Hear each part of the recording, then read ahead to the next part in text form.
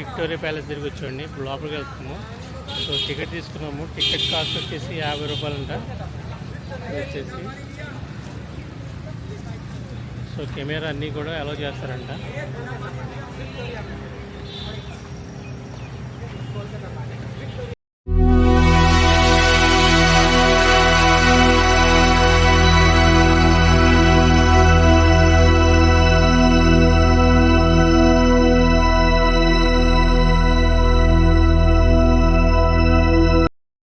ఇదే ఎంట్రీ అండి.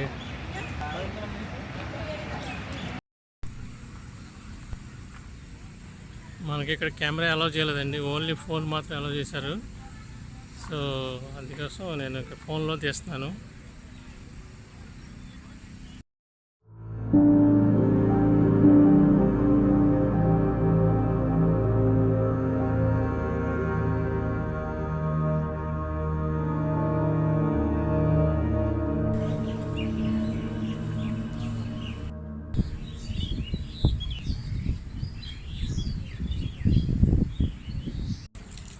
ఈరోజు సండే, బట్ జనం అంత అయితే లేరండి, చాలా తక్కువ మంది ఉన్నారు. అంటే ఇంకాసేపటికి వస్తారేమో.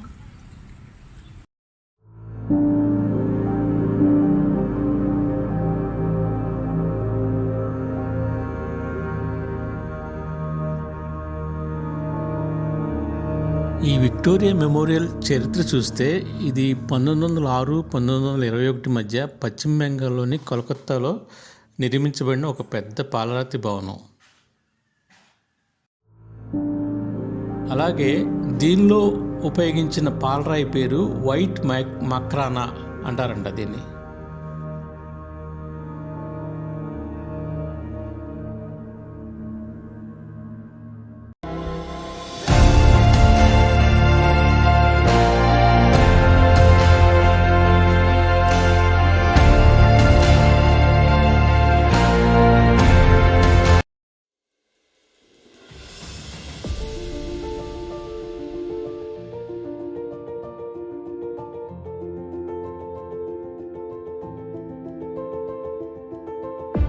ఇక్కడ చూస్తున్నాం కదండి, ఇక్కడ ఫోటోలన్నీ కూడా ఈ యొక్క మెమోరియల్ కన్స్ట్రక్షన్ చేసినప్పుడు తీసిన ఫోటోలన్నీ కూడా.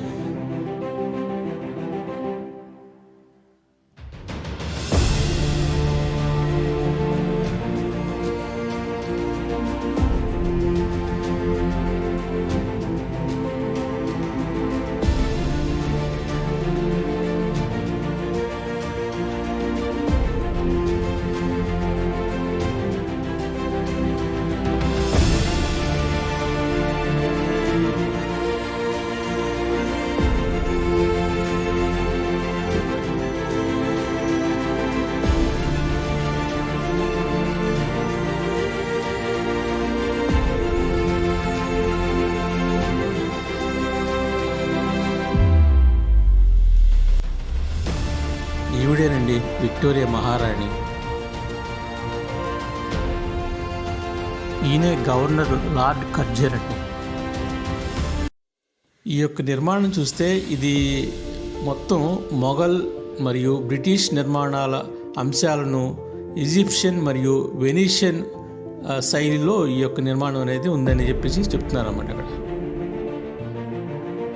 ఈ మెమోరియల్ మొత్తం నిర్మాణ ఖర్చు సుమారుగా 1,05,00,000 రూపాయలు అయిందంట అప్పట్లో.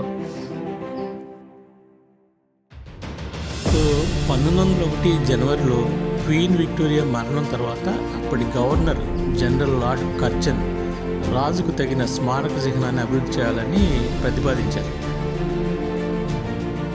సో ఈ యొక్క మెమోరియల్ 1906 జనవరి 4న వేల్స్ యువరాజు అని ఆయన శంకుస్థాపన చేశారు. 1910లో పనులు ప్రారంభమయ్యాయి. సో మొత్తం అంతా కలిపి 1921కి కంప్లీట్ అయినాయి. 1921లో ఈ యొక్క దీన్ని స్టార్ట్ చేశారు. ఈ యొక్క మెమోరియల్ జవహర్లాల్ నెహ్రూ రోడ్ సమీపంలో హుగ్లీ నది యొక్క ఒడ్డు మైదాన్ గ్రౌండ్స్లో ఉందన్నమాట.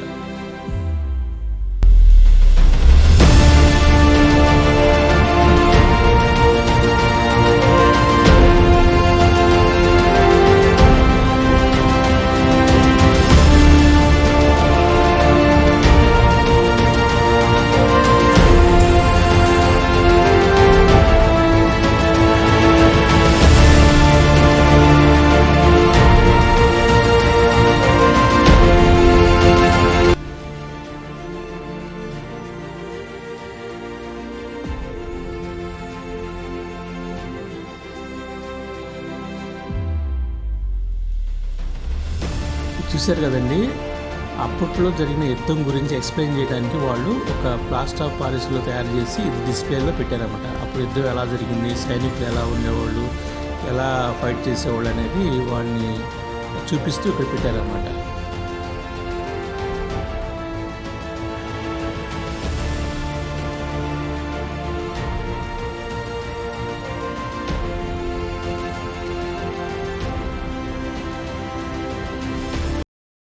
అలాగే ఈ బుక్స్ చూడండి, కొన్ని బుక్స్ ఉర్దూలో రాశారు, కొన్ని బుక్స్ బెంగాలీలో రాశారు అప్పట్లో అన్నమాట. అప్పటి నుంచి ఇంకా చెక్కు చెదరకుండా జాగ్రత్తగా పెట్టారు ఇక్కడ.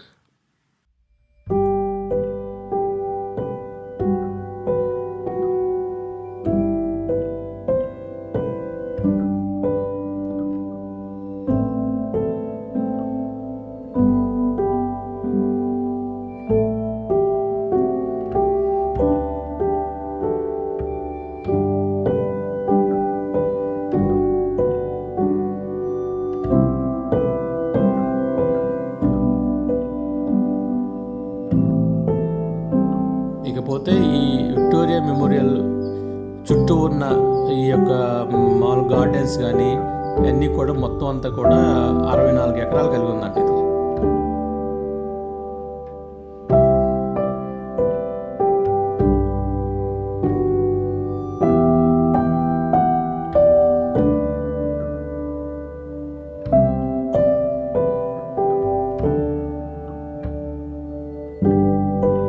సో 1901 జనవరిలో క్వీన్ విక్టోరియా మరణం తర్వాత అప్పటి గవర్నర్ జనరల్ లార్డ్ కర్జన్ రాజుకు తగిన స్మారక చిహ్నాన్ని అభివృద్ధి చేయాలని ప్రతిపాదించారు.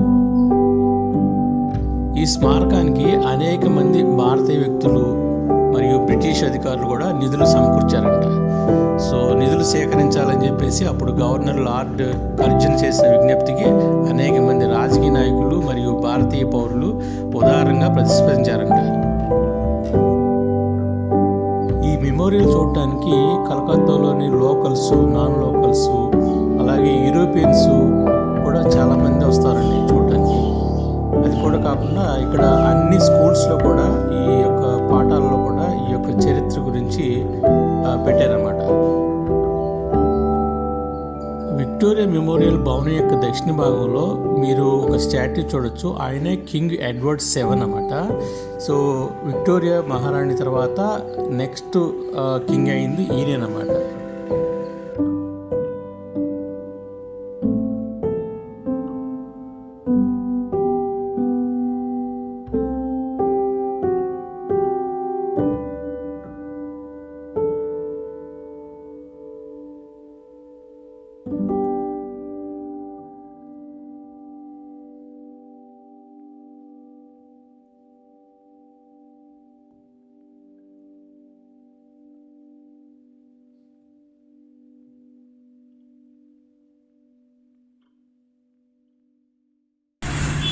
కనిపించేదేనండి Howrah bus stand. Howrah bus స్టాండ్లో బస్సులు కనిపిస్తున్నాయి కదా, ఇవన్నీ కూడా హౌరా బస్సులు అన్నమాట. Howrah bus stop bus depot బస్సులు.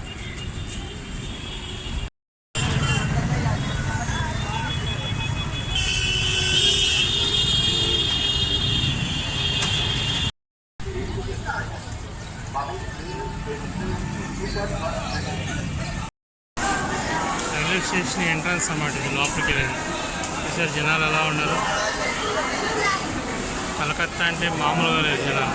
ఇవాళ సండే కదా కొంచెం చాలా తక్కువ ఉన్నారు.